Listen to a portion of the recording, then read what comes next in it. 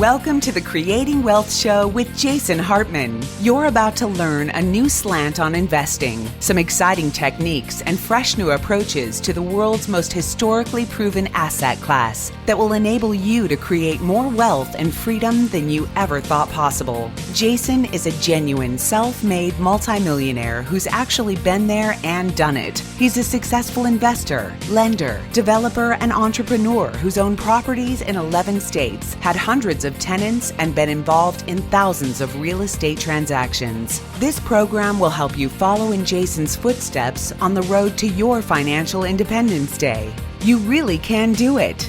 And now, here's your host, Jason Hartman, with the complete solution for real estate investors.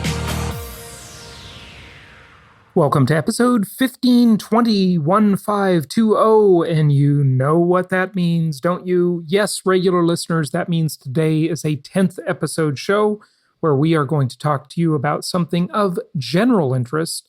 And wow, we've got a bunch of great 10th episode shows ranging from self-improvement to just kind of world issues, maybe political issues. Today is a little bit political, not in the sense that it's political in a partisan way. It's just political in a, well, you need to keep an eye on government type of way. Regardless of what side of the aisle you're on, you'll like this one. We're going to talk about the devil inside the Beltway.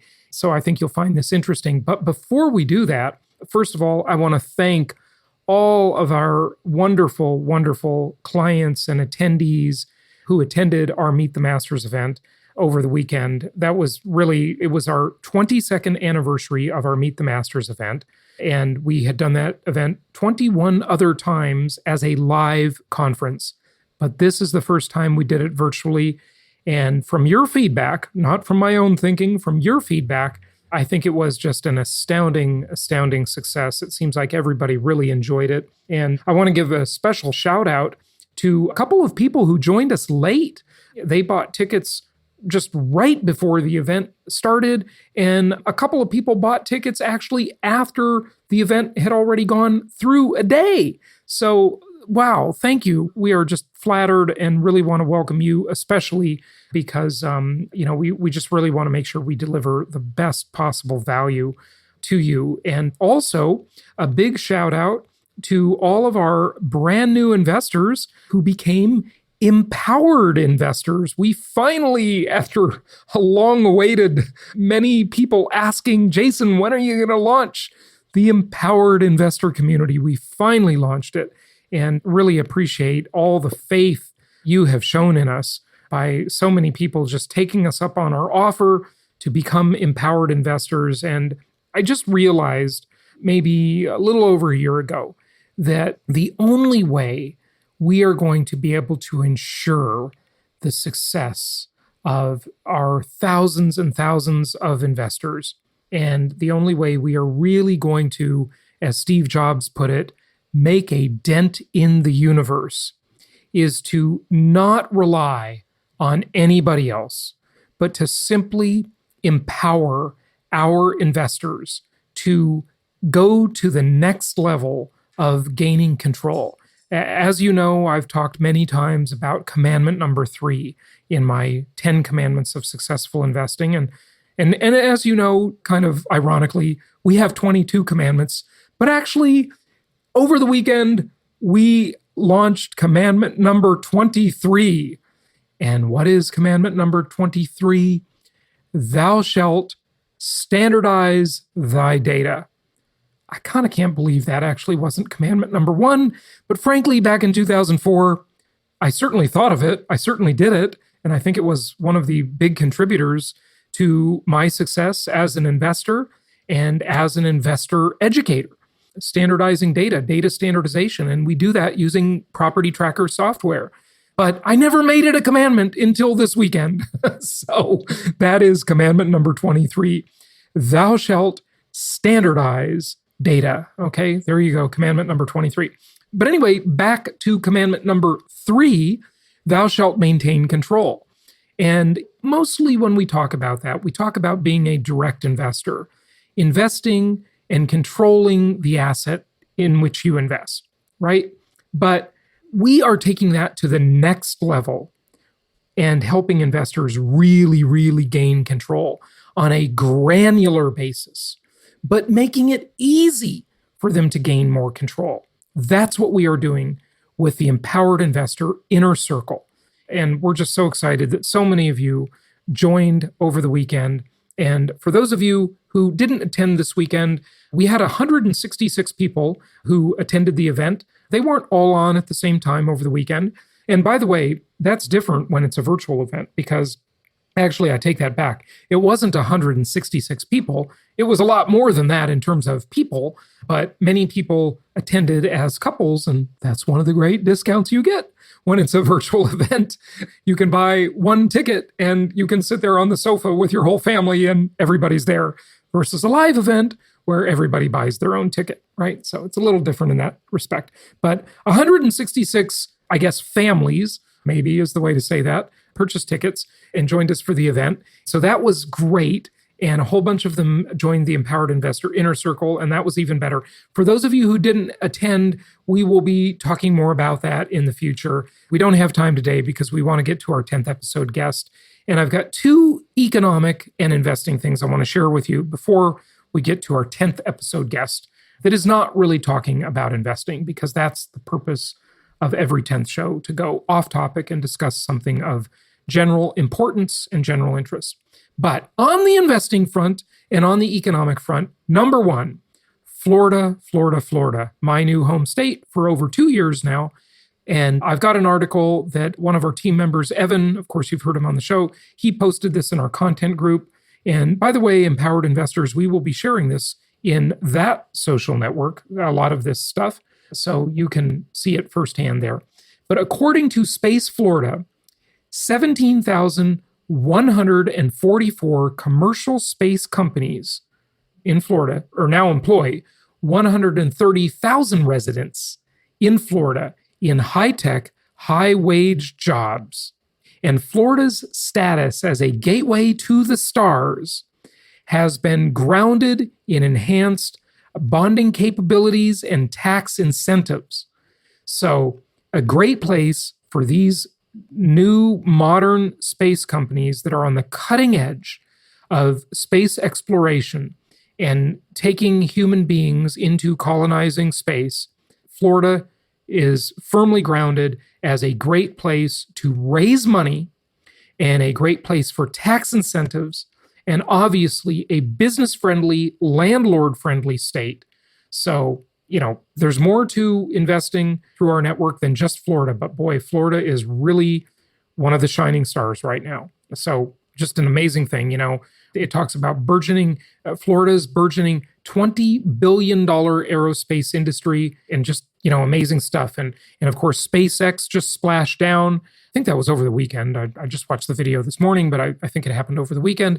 We have now had the first commercially, the first commercial rocket that has taken astronauts to the International Space Station. So absolutely amazing time to be alive, and Florida is right at the center of this. Also, Alabama. Alabama has a lot going for it in the space program too, and we had over the weekend at our Meet the Masters virtual conference, we had 2 local market specialists that we work with in Florida speak to our group and present, and then we had 1 from Alabama present. And we've got them on webinars as well. And talk to your investment counselor, reach out to us, and we'll be happy to get you on one of those webinars so you can really take an in-depth look at those markets and other markets as well. And by the way, on both Friday, well, not both, but all 3, Friday and Saturday night, we had planned happy hours after the event. We had Sharon Lecter and George Gammon speak on Friday night. We opened that with the cash flow cocktail. The cash flow cocktail. And I actually had a version of that. I had a cash flow Cosmo, and that's what we did. And I demonstrated how the incredible shrinking martini is impacting us with hidden inflation. And then we added a happy hour on Sunday night because everybody was just so engaged. And we went 2 hours longer, both on Saturday and Sunday night. So everybody was just so engaged, had so many questions and comments and things to share. It was just great to have that intimate environment. I sat in front of my Zoom screen with with a cocktail and, got a little looser and, had a happy hour myself after the event and answered questions, and a bunch of our various expert speakers answered questions as well. So it was really fun, really a lot of fun. So thank you for all of you who made that possible. One more thing on the investment front, and this is a gloomy one, but it really bodes well for those of you who have been following our investment strategy for the past 16 years, and especially lately. And this is from the Wall Street Journal. The article is entitled, "Homicide Spike Hits Most Large U.S. Cities." The Wall Street Journal shows double-digit increases in 36 of 50 of the biggest cities in the U.S. amid pandemic and other types of civil unrest. That's what they're talking about here. So there has been a sharp rise in homicides. This is bad news for the big cities, but it's good news for our investors because we already know, and again, I was the first to predict this back in early February. Just if you don't believe me, just go listen to the episodes from early February. They are there. It's memorialized. I was the first to predict that there would be a mass migration out of the cities into the suburbs. And here is yet one more reason that we see this happening. Total homicides, they profile all the big cities. Wow, it's not good. One of the things, though, I do want to give you a caveat on this, okay? And this is why you really have to think about what you're reading and think about what you're seeing and understand what's really going on a lot of times. And that is that when they profile these things, they're usually talking about the city proper. And many times they're even talking about a smaller area than the city proper. They're literally talking about downtown, which is only part of the city proper in many cities. This varies from city to city. So you go out of that real core high density area in a lot of these more sprawling cities, and those areas are quite safe. So again, it's really on a case-by-case basis. You have to just think it through. In really large cities that just sprawl, you could easily have a report that talks about the homicide rates increasing, but that doesn't really apply to the sprawling suburbs of that city that could even still be in that metropolitan statistical area, that MSA. And so you really have to look at how things are counted and just kind of use some common sense. But the general vibe is still there. We know that these inner cities, the high density areas, those are the places that people are fleeing from. They've got massive increase in homicides. Violent crime has always been a problem in these places, and people can't socially distance. And, suffice it to say, people are moving. America is moving right now. The Grapes of Wrath, 2020, John Steinbeck's novel, many, many years later, really 90 years later from when I think The Grapes of Wrath was written in the 30s. It's about the 30s. I'm not actually sure when it was written offhand. And I watched the movie version of it just recently, as I mentioned. But it's happening again. There's a mass migration. America is really one of the most mobile societies. This country has been known for moving. Moving is big business in the USA. In other parts of the world, that's just not true. People stay put. Those economies have a lower velocity of money, and they have a more stagnant type of environment when it comes to real estate. But here, people just move around. They just move pretty freely. So it's a different world here. But definitely the trend is on. And like the great hockey player Wayne Gretzky said in his famous quote, "You've got to skate to where the puck is going." And where is the puck going right now? The puck is going to the suburban markets. You can find many of those great investment markets, suburban markets, at jasonhartman.com/properties. jasonhartman.com/properties. All right, without further ado, let's talk about the devil inside the Beltway. It's my pleasure to welcome Michael Daugherty. He is the CEO of the Cyber Education Foundation and founder of the Justice Society. He's author of The Devil Inside the Beltway, the shocking expose of the U.S. government's surveillance and overreach into cybersecurity, medicine, and small business. Michael, welcome. How are you? I'm well. How are you? Thanks for having me. Good to have you. Thanks for joining us. So, you do a lot of things, and you had a tremendous, harrowing time fighting the federal government for several years. And your book talking about how they've just massively overreached. And it's amazing to me how people really need to be concerned about government abuse of power. And, the government's got unlimited resources, unlimited budgets, and none of us have that. and prosecutors and people with regulatory agencies out to collect fines, they're just looking to grow their resume, right? And that is very unfair many times, isn't it? Well, true. And the infrastructure to do this started in 1914 when Woodrow Wilson really started the first bureaucracy. But it slowly grew like a innocent little lamb into a big beast.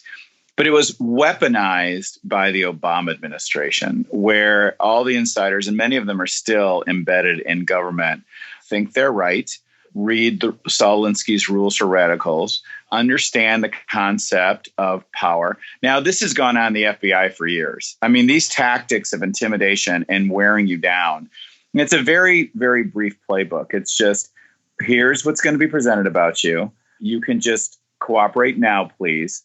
Or we will take you through the process, and the process will break you financially, ruin your reputation. And even if you win in the end, you'll be, beat to a pulp. So which would you like? That is an old playbook. However, the use of the playbook is very, very, very prevalent now. We saw it with Mike Flynn only because he's so well known, but it happens all the time.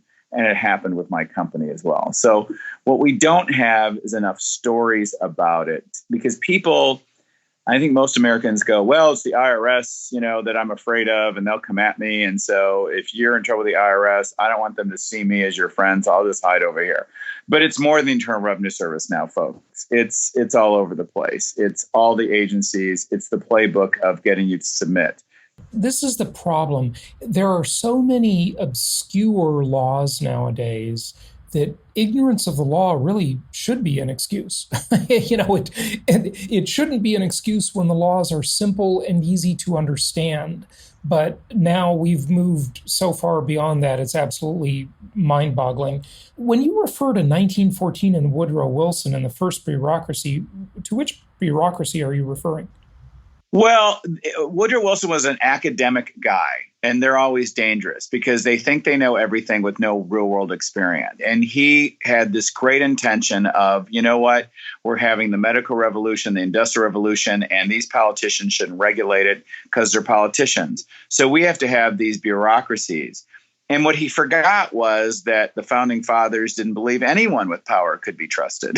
and Woodrow Wilson thought the government with power could be trusted. So getting experts to regulate an industry is fine. And that's what the agencies were supposed to be. They were supposed to be experts that had drilled down specific knowledge in an area. But the problem was that he gave them unbelievable power. And that really morphed over the next 20, 30 years. Federal FDR sent it over the edge. But they have their own courts. They make their own rules. You have to go through their own procedures first before you can get to an Article 3 court. So essentially, the agencies can do whatever the heck they want to you, and you can't get anyone to help you on the other side until they're done with you. And they're done. That part of they're done with you is really a torture chamber of investigation. And that's what Woodrow Wilson started. Yeah, okay. So super briefly here, because there's a lot of other stuff I want to talk about. Your story is that you had a medical lab business and you got hacked. And so cybersecurity is a big deal nowadays. I've hired cyber investigators in my business before, and competitors will do all kinds of things to try and mess up your technology. And, there's just, it's a constant thing. Or just hackers that want to make a name for themselves on the internet, these obscure, weird people. And basically, it was an extortion, almost like a not ransomware concept, a little different, but tell us about that real briefly, if you would. Okay, so this is in 2008. My medical laboratory had 700,000 patients. We got a call from a guy, and he said, "We've got your file, and it's out in cyberspace, and we do remediation. Would you like to pay us? Would you like to hire us?" And I said, "What's your IP address? How did you find signed it, and he wouldn't tell me unless I paid him. Well, we didn't believe anything he said. We thought that was extortion. We wouldn't pay him. He was very upset about that, and he turned us over to the government. The government started investigating us, not him, in 2010, and that went on to courts. We didn't get a final order to the end of the decade. December 23rd, 2019, we actually were awarded almost $1 million for a $16 million battle. And it's because we learned that this guy didn't find it in cyberspace, that he was working with the FBI.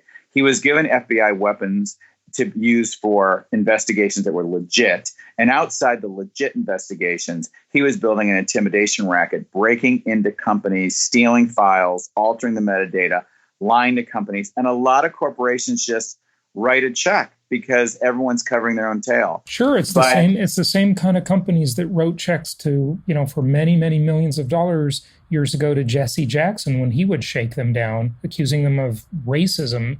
And it's basically the way the government, and Jesse Jackson wasn't a government actor in that sense, he was just a shakedown artist, but the way the government gets around things is they get a private party or a private company to be a proxy for their end goal. And now we see it with big tech.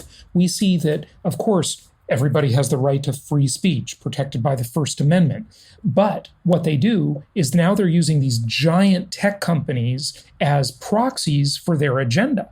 And I'm sure you'll want to get into that because basically the tech companies can just say, well, you don't have the right to free speech on our platform, which is a very legitimate idea.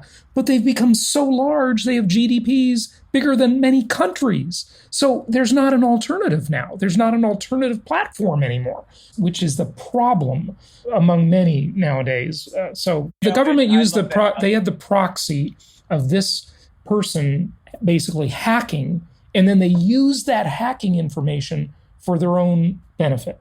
Right. And they admit it. The Justice Department has told friends of mine who doesn't know they're speaking to friends of mine that they get a lot of leads from these criminals. So they turn the other cheek a lot of times. But what's worse in my instance is that they're not going to indict because what are they going to do? I mean, a defense lawyer is going to, if they indict the guys, a defense lawyer is going to go, well, wait a minute, Your Honor, the prosecutor was the co-conspirator. So when you have the FBI and the Justice Department that won't indict, because they're making stuff up and they have all sorts of power to bury it. They can bury everything. And we're learning how unbelievably corrupt, which is not a surprise. The founding fathers knew, and we have forgotten, that it's not about government. It's about anything that gets huge power goes corrupt. Of course. And I'm not just blaming government. It's just big. No. That's the topic right absolutely. now. But I'm not saying you shouldn't blame government because government is the worst because they have such power. They can hide in the woodwork. They're parasites. Now, and there's blood on everyone's hands because when you go to DC, I mean, here I was a healthcare entrepreneur and I never really worked, quote unquote, DC before. And the number one shock of DC was that all these people know this. And they're fine with it. I mean, it's laughable. I mean, they'll laugh at you if you don't know that because, another naive outside the Beltway guy. I mean, it's more of a fear culture, a survival culture. It's not like they have meetings of corruption. It's that everyone knows to keep their eyes to the ground, mind their own damn business. And you don't blow the whistle on anybody because you never know. Your enemy today will be your friend tomorrow. And, in 15 years, you might be needing them. So everyone just looks the other way. When I was looking for a lawyer in D.C. to take on the government, I found lawyer after lawyer after lawyer that just laughed and said, forget justice. This is administrative law. You're dead. Yeah. You're not allowed. Basically, instead of being the typical, I mean, I don't have much to do with this, but I just hear stories from the outside. I've interviewed many people on this. Administrative law instead of civil law, they have like this star chamber judicial process instead of this sort of open, transparent court system where anybody gets to go sit in the back and write a story about it. This is all like a FISA court, right? Right. It operates. And it use all the sneaky legal words, and the judges look the other way. And I mean, it's all predicated on this false foundation of, well, we're the government, we're trustworthy. And it's our job to protect everyone else. So you don't get discovery in your disputes. It's a civil matter. It's about, a cease and desist order. It sounds like these little tiny hand slaps. So what's the big deal? But because of the internet, they have got massive power to ruin your reputation because the American public has no attention span whatsoever. So they read headlines, that's it. And the Washington Post and the New York Times play that like a fiddle. And they use the words beautifully. They'll stick allegedly in there. And then, half people don't know what the word allegedly is. And they'll believe you did it and you're dead. And that was the biggest power they have over everybody. And so when you go approach multi-million, like Facebook, $5 billion, ooh, drop in the bucket. Google gets fined $325 million. That was like 3.5 minutes of revenue. It's not just that, though. Wait a second. Here's the thing about those fines. When big, giant companies pay a fine, it doesn't hurt the perpetrator very much, if at all. The shareholders are the one paying the fine. The public pays the fine. Mark Zuckerberg isn't paying the fine. Maybe he's sharing a little bit in it. Anybody could argue. But because of the way companies are set up and the way public markets are structured, that burden falls to all the middle-class shareholders, is who. And that bounces back. They just churn the money and they scrape it off. And then it's forgotten in a matter of months. Forgotten. And then the agency goes, breaks its arm patting itself on the back, going on some sort of congratulation tour. And the people in the audience of their self-congratulation tour is big law, agencies, politicians, and media. All these people are in the business. If they didn't have a crisis, they wouldn't have a living. So they go from agency to big law to big tech. I mean, the commissioner that recused herself from my case, Julie Brill, she left the agency. She comes out of, Vermont, land of the liberal government that's a small town that probably can work as a small town, to a DC commissioner who is way in over her head. Then she goes to big law, and then now she's a VP at Microsoft. What a surprise. And she's in a culture, and she's just an example of self-congratulation. I mean, it's really insidious. And her audiences are everyone that's making money off this, all the privacy people. I mean, there's a whole industry of people that protect us, quote unquote, that are insanely incompetent and completely unaccountable and make a really good living. Yeah, it's really something. A lot of things need to change. Well, tell us in Chapter 6 of your book, you talk about Section 5 of the FTC Act, the trap that Congress laid. What is that? Well, Congress, when they started the administrative state, congressmen love the administrative state. I don't care what party they're in. And the reason is because Congress doesn't have to do anything dirty. They can be the good guy or they can ignore you, and all the agencies do the bad stuff. And the Democrats go, oh, we need them to save the world, and nothing happens. And they don't have to do anything. And they approved this law that said the Federal Trade Commission has Section 5 to protect consumers from unfairness and deception. Now, deception's kind of easy to prove, but unfairness is like ugliness. It's in the eye of the beholder.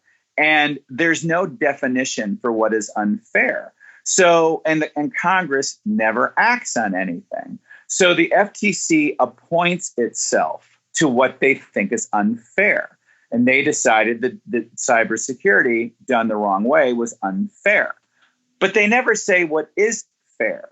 And their investigation powers are so crazy that I was the first person to take them on this. Because you have to be crazy enough to walk through courts and spend millions over years over a stupid little question. So if you don't get to a judge, they can do what they want. And Congress isn't going to change a thing because Congress loves agencies because it keeps them just, saying my hands are tied. I don't have the power. Please send me a check. My hands are tied. I don't have the power. Please send me a check. And they just raise money and have a great life and jet around and blame the other side. And it's built to be a mess anyway. So they created this beast. Now, did they know it was such a beast 100 years ago? No.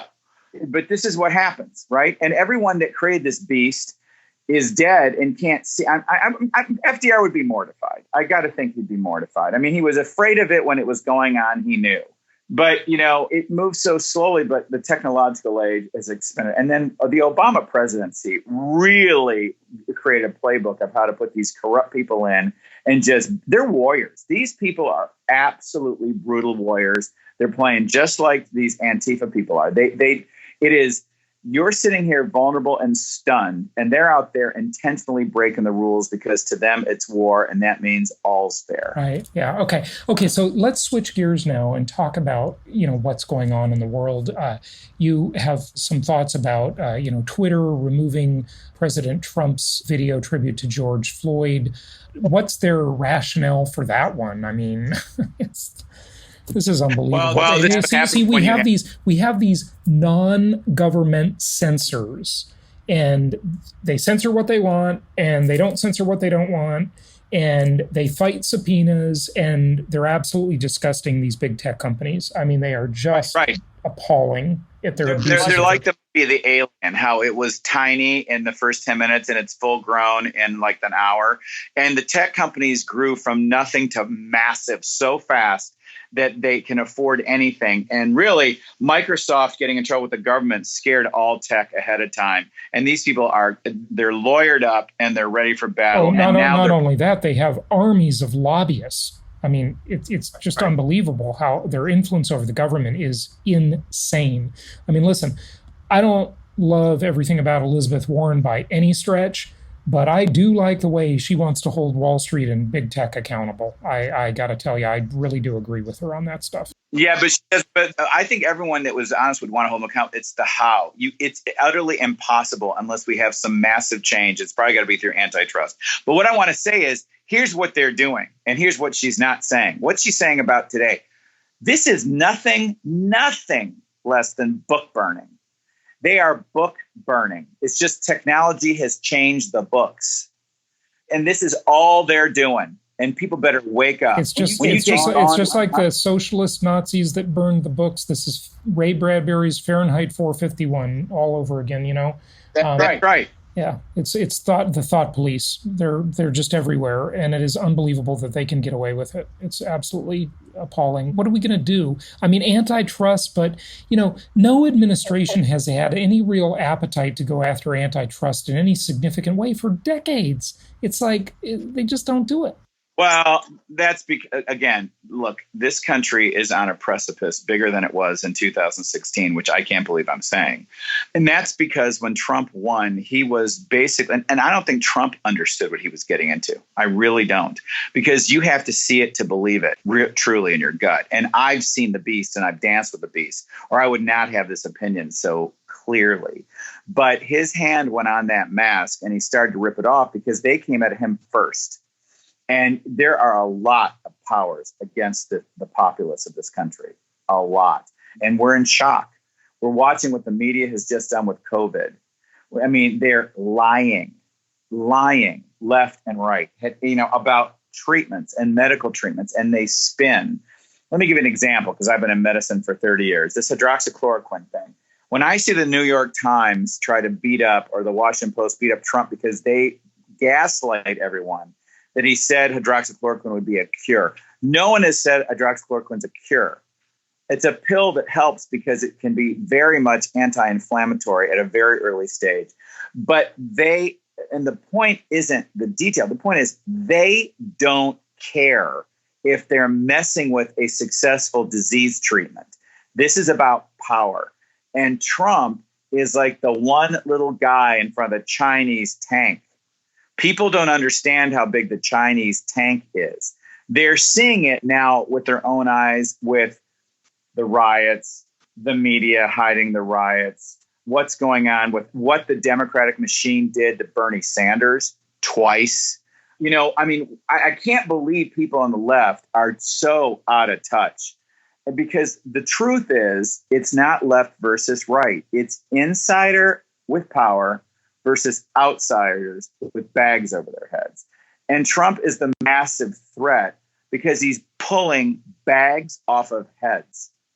And we don't have a lot of time to wake up. So when you see book burning cloaked as we want to educate you on race, It's very, very dangerous. I mean, if you play the race card a million times to get power, you're just hurting the race you're allegedly protecting. Yeah, I know. But that's what the left has done for decades. I mean, everything they do hurts the people they say they're trying to help.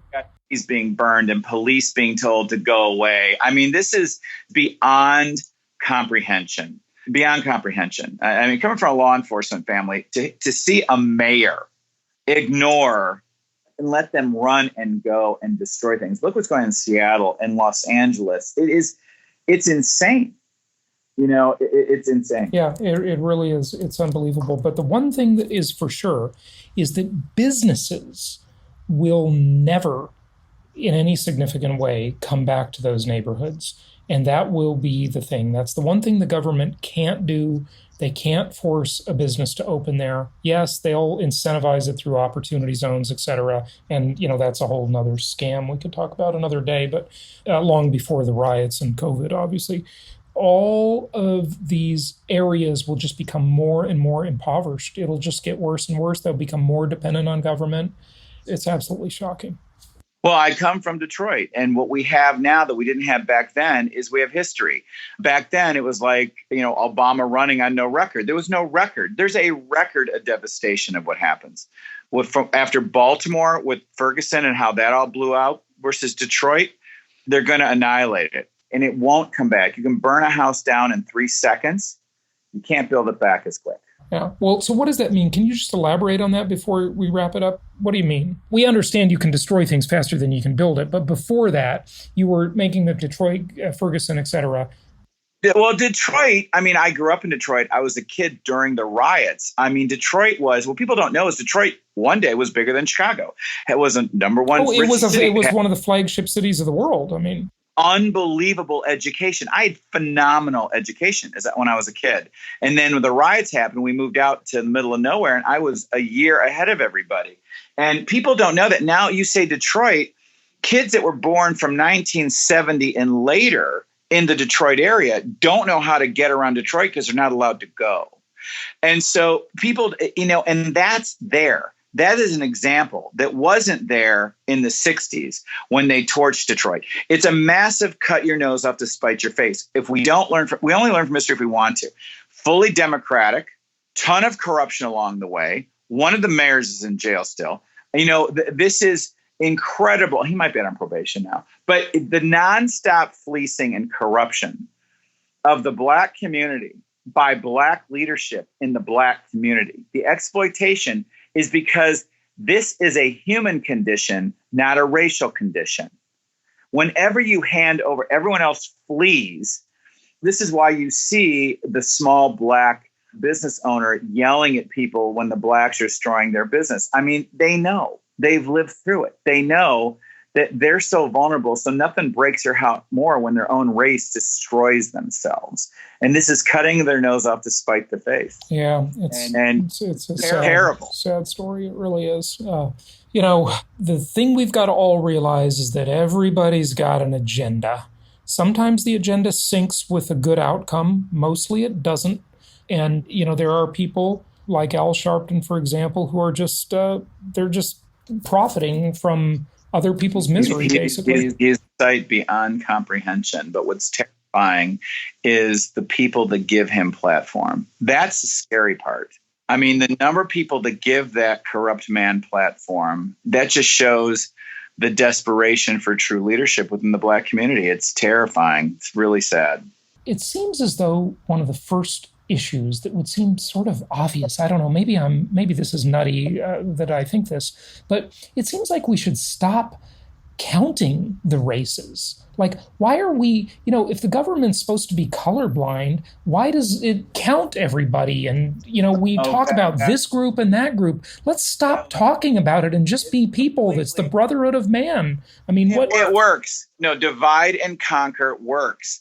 Nancy Pelosi, Schumer, Biden, Obama, they're masters. They're masters. It works. They know the public has no memory. The masses of people will be cowards. The masses of people will believe it. The masses of people don't feel educated enough or know what to do. So they cower. Fear works. Doubt works. Dividing them works. Making you dependent works. And it's coming to a head right now because it's completely out of control. I mean, it's so off the rails, even they can't say defund the police. But this works for them. I mean, Nancy Pelosi shows up with whatever garb around her neck. I mean, as long as those people keep voting for those people, you reap what you sow. Yeah, I know. But, the question is, when will it change? I mean, downtown Seattle might be the new Detroit or much worse. And look at how many of those idiots are entitled white kids. Oh, of course they are. I mean, the whole government-free zone that they have, the new country they've set up, will collapse as soon as they realize they can't get their lattes. They don't know where to charge their iPhones. They can't get a good vegetarian meal, or vegan meal. Handing everyone weapons, but will be for another segment. It's absurd. Yeah, it really is. Give out your website. TheDevilInsideTheBeltway.com is easier to remember than my name. All right, Michael, thanks for joining us. It was great talking to you. Thank you.